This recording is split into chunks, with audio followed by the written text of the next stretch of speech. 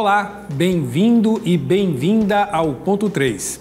No programa de hoje vamos falar da Declaração Universal dos Direitos Humanos, que recordamos durante essa semana, e os desafios para a efetivação desses direitos no cotidiano da população global.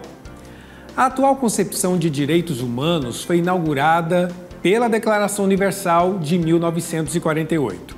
Esses direitos fundamentais se inspiram em uma dupla vocação: afirmar a dignidade humana e prevenir o sofrimento humano. Também na Igreja, desde o Papa João XXIII, os direitos humanos têm estado no centro do ensinamento e da prática social católica. Um exemplo é a encíclica Fratelli Tutti, do Papa Francisco, na qual ele denunciou que, abre aspas, enquanto uma parte da humanidade vive na opulência, outra parte vê sua própria dignidade desconhecida, desprezada ou pisoteada e seus direitos fundamentais ignorados ou violados. Fecha aspas. E para conversarmos sobre esse importante tema, eu recebo, de forma virtual, o assessor da Comissão Dominicana de Justiça e Paz do Brasil, frade dominicano, Frei José Fernandes, falando conosco de Goiânia, Goiás. Bem-vindo, Frei José Fernandes. Obrigado, meu irmão Diego. Alegria muito grande poder estar nessa semana tão importante como destaque teórico e prático, né, dos direitos humanos, podermos conversando. E uma alegria maior, junto ainda também, estarmos conversando com a professora Miriam. Obrigado pela oportunidade, irmão Diego. Exato, obrigado por estar com o senhor, militante dos direitos humanos, também com a professora Miriam Célia, que é doutora em Educação, História, Política e Sociedade. Professora Miriam Célia, falando conosco diretamente de Curitiba, no Paraná. Bem-vinda ao Ponto 3. Muito obrigada, é uma alegria estar com vocês, obrigado pelo convite. Nós estamos bastante preocupados, não é, com esse movimento que nós estamos vivendo hoje na busca da defesa e garantia da dignidade das pessoas, justamente porque nós estamos numa construção histórica como os direitos vêm se constituindo, né? Nós vamos conversando um pouquinho sobre essa temática e é muito importante que as pessoas compreendam a relevância e a função de cada pessoa na garantia e no respeito da dignidade humana, já que somos cristãos, né? Eu acho que esse é um princípio bastante importante. E aí, professora Miriam Célia, a senhora é doutora em Educação e eu quero começar com uma frase que a gente escuta muito por aí, que direitos humanos só servem para bandido. É uma coisa que a gente escuta, está muito acostumado e nos últimos tempos, infelizmente, está sendo cada vez mais comum. Aí eu começo sabendo quais os desafios a senhora vê para um processo educativo que faça com que as pessoas compreendam efetivamente o que sejam direitos humanos e que são direitos universais, são para todos, não é verdade? Então, vamos tentar entender o que são direitos humanos e para quem são esses direitos humanos, a quem se destinam. Então, a primeira questão é que são inalienáveis. Eles são para todas as pessoas, independente das características, condições, condição econômica, social, cultural, né? Eles são construídos a partir desses conflitos e dessa dificuldade em que as pessoas, a humanidade de uma forma geral, tem em lidar com as diferenças. E eles são pensados bem antes de 1948, né? Nós temos aí, desde 1700, 1800, algumas declarações que vão organizando os pactos internacionais para que as pessoas possam conviver melhor, né? Justamente porque nós não toleramos as diferenças. E essa frase que você traz, e que é muito comum ouvir, né? Lá vem os defensores dos direitos humanos, né? Leva para casa, gostou, leva para você só sabe falar porque não é com você, né? Deixa entrar na tua casa, né? Então, são essas coisas que a gente vai ouvindo, justamente porque as pessoas não compreendem que nós somos os agentes dos direitos humanos. Já está dizendo, são para os humanos, né? Então, vamos pensar algumas coisas. Direitos humanos, eles são construídos historicamente, e isso vai sendo mudado conforme a sociedade vai se desenvolvendo. São direitos universais, significa que são para todas as pessoas, para todo o tempo, para toda... Não existe região que não esteja sendo defendida, né, pelos direitos humanos. Eles são cumuláveis, né? Então, há um exercício desse direito, por exemplo, a liberdade de expressão, de liberdade de expressão de pensamento. Eles são irrenunciáveis. Eu não posso dizer que eu não quero ser protegida pelos direitos humanos, porque eles são inatos, eu já nasço com essa garantia, né? Eles são inalienáveis, como eu falei, né? Todo mundo tem o direito de estar sendo protegido por este campo, né, dos direitos. São imprescindíveis, como eu falei, porque eles não prescrevem, eles não têm um tempo de duração, eles não têm um tempo de vida, eles não dizem para quem eles são para todas as pessoas. E, obviamente, eles são relativos, porque eles vão sendo reorganizados e repensados dependendo do contexto. Muito importante. Os bandidos também têm direitos humanos, né? Então, assim, por quê? Porque são humanos. Nós não estamos falando que eles não vão responder legalmente. Nós estamos falando que eles vão responder legalmente a partir do respeito à sua dignidade. E aí é o conceito da dignidade. O que é essa dignidade, né? O respeito, é o valor moral, são essas condutas que são estabelecidas para que possamos ser respeitados como pessoa. Muito importante a senhora clarificar isso para a gente, porque quando usam essa frase tão feia que eu disse aqui no começo, né, que direitos humanos é coisa de bandido, é uma fala carregada de preconceito e que retira destes seres humanos a sua dignidade. E também da percepção de que estão nessa situação de criminalidade porque em algum momento foi-lhes tirada a dignidade e acesso a diversos direitos. E aí, Frei José Fernandes, quem são os grupos hoje em nossa sociedade que estão com seus direitos fundamentais comprometidos? Irmão Diego, se me permita, eu quero... Bom, primeiro, gostei da abordagem feita pela professora, e se me permite complementar um pouquinho, na vertente, eu diria, professora, de educação mais popular, digamos assim. Qual é a concepção nossa de direitos humanos? Direito humano é tudo aquilo que faz falta para a vida de qualidade de um ser humano em relação com as demais criaturas, mas, sobretudo, que dê garantia de qualidade de vida. Ou seja, todo ser humano na face da Terra tem direitos garantidos, ou seja, tudo aquilo que faz falta para a qualidade de vida de uma pessoa. Aí vem educação, saúde, alimentação de qualidade, segurança.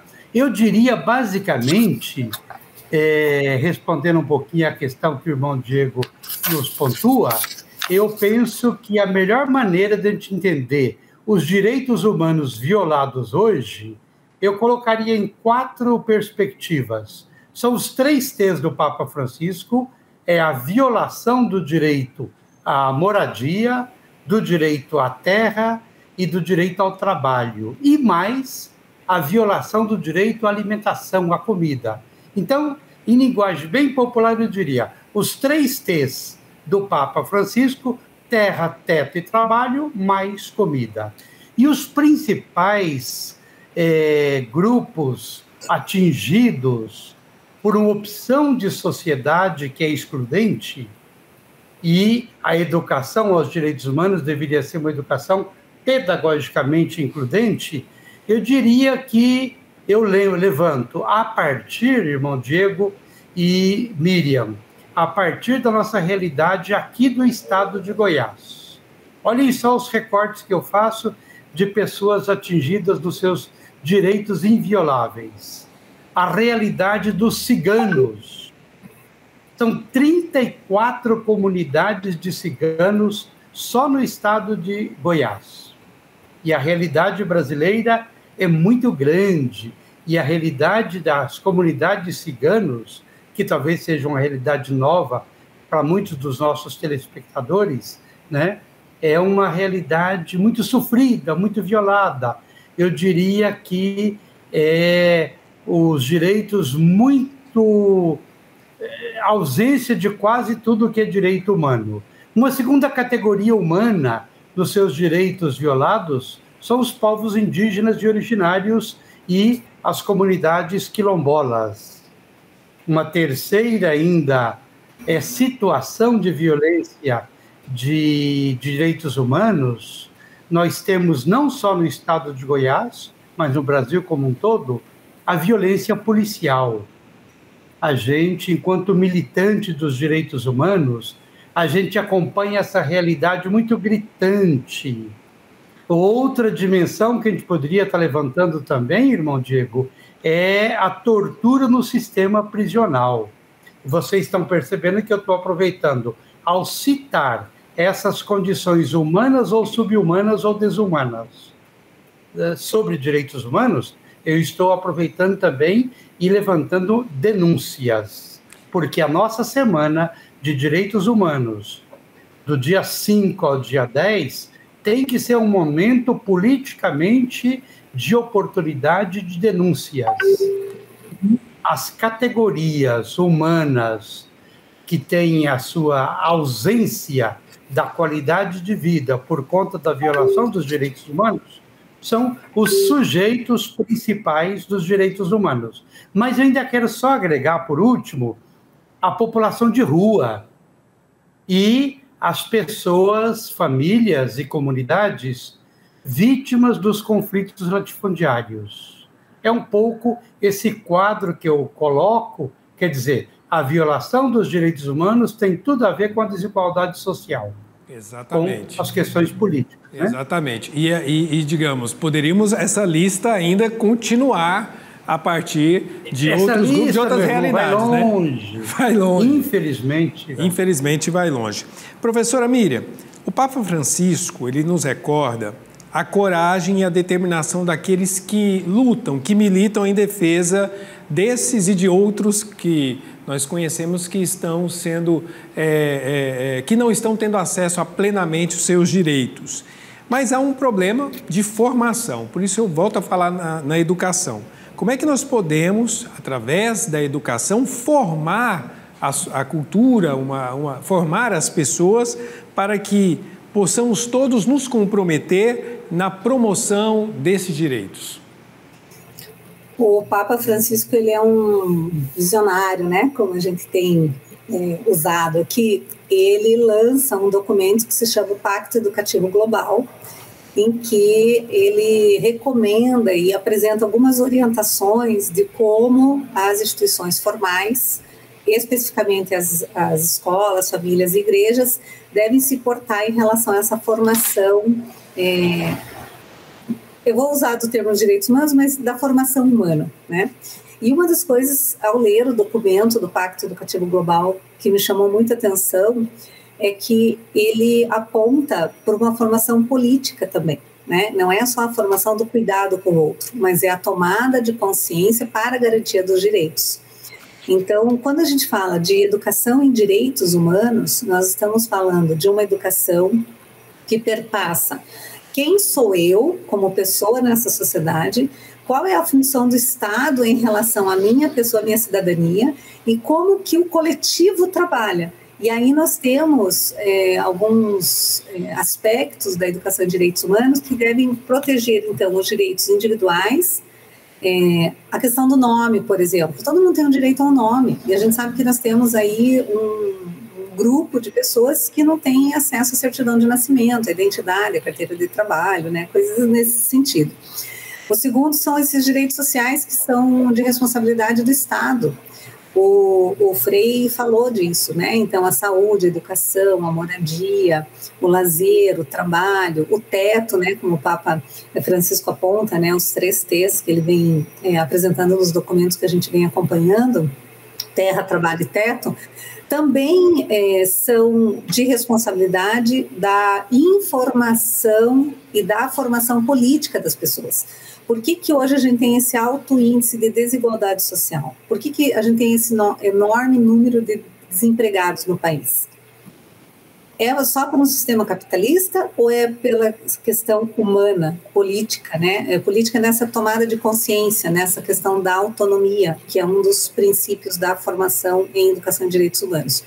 E o terceiro aspecto são esses direitos difusos, né? Que é o que é da coletividade, o viver em sociedade. Nós, aqui no Brasil, temos uma sociedade muito plural, e não só plural de origem, né, étnica, racial, mas plural de linguagem, de crenças, de valores, de entendimento enquanto pessoas, e isso precisa ser discutido nas escolas.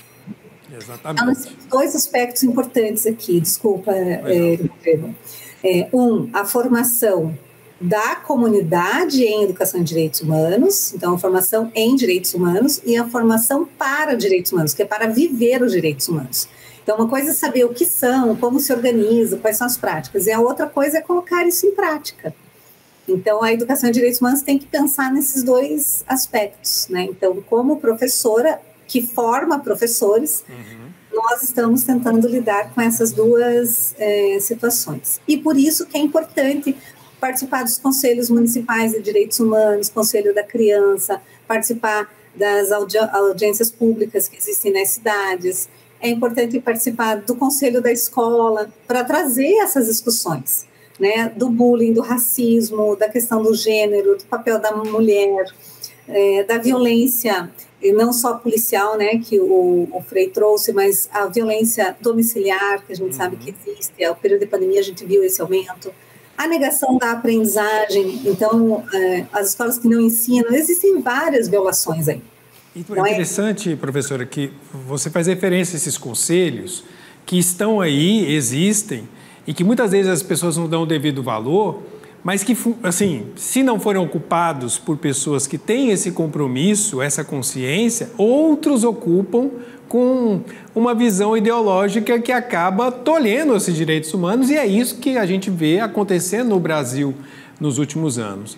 Agora, Frei José Fernandes, além desses conselhos, digamos, que são órgãos legítimos, há também uma série de iniciativas, como a Comissão Dominicana de Justiça e Paz e outros, que são organismos da sociedade, a partir, digamos, da organização popular, e que têm uma atuação importante nesse sentido, né? Eu penso que as duas facetas são igualmente importantes. Esse aspecto acadêmico, escolar, em que a professora Miriam coloca, igualmente é muito importante. E tem essa outra dimensão, digamos assim, desculpem, do acompanhamento, que é da promoção e da defesa dos direitos humanos, que vai para além da educação, ou melhor dizendo, o processo educacional deve nos levar, deve nos motivar, deve nos conduzir a atitudes de promoção e de defesa dos direitos humanos.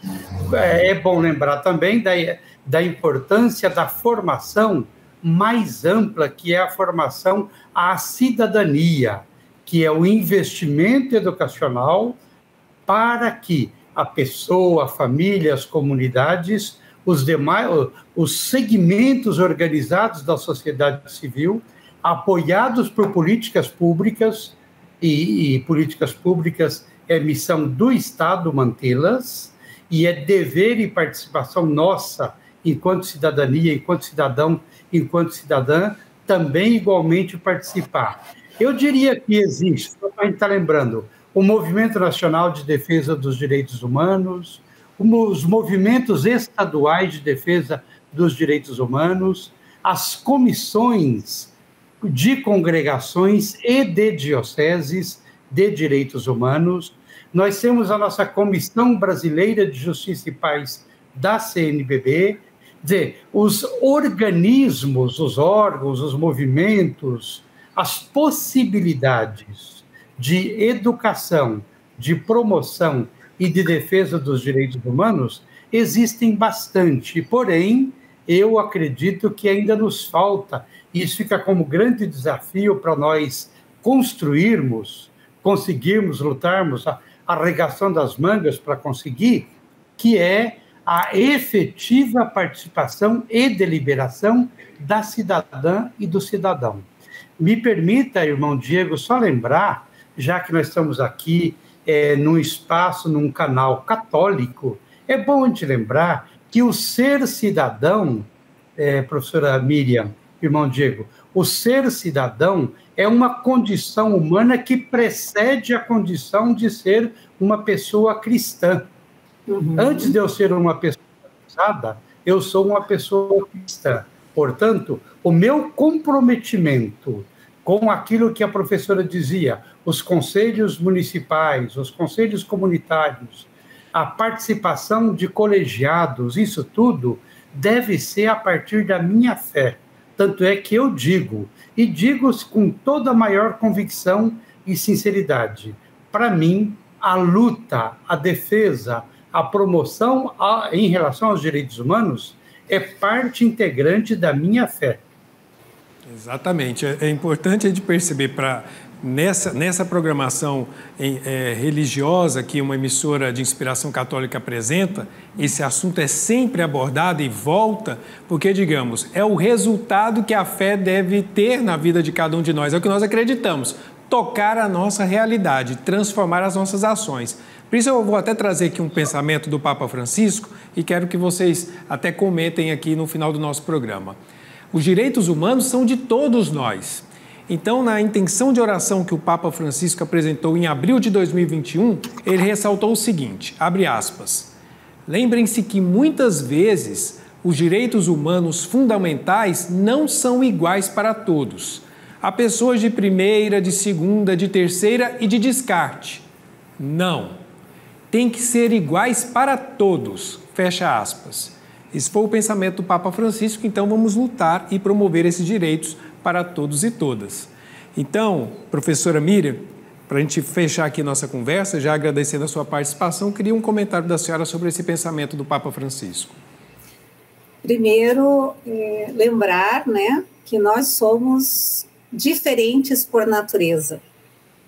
Então, nós não podemos ser classificados, eu sou de primeira, segunda, terceira classe, porque eu sou pessoa como toda e qualquer. Eu tenho oportunidades diferentes, tenho ações diferentes, crenças diferentes, e isso me constitui, isso me identifica. E eu acredito que é nesse sentido que o Papa vai falando. Independente das nossas características, nós somos pessoas, e por isso devemos ser respeitados, devemos ter dignidade, né?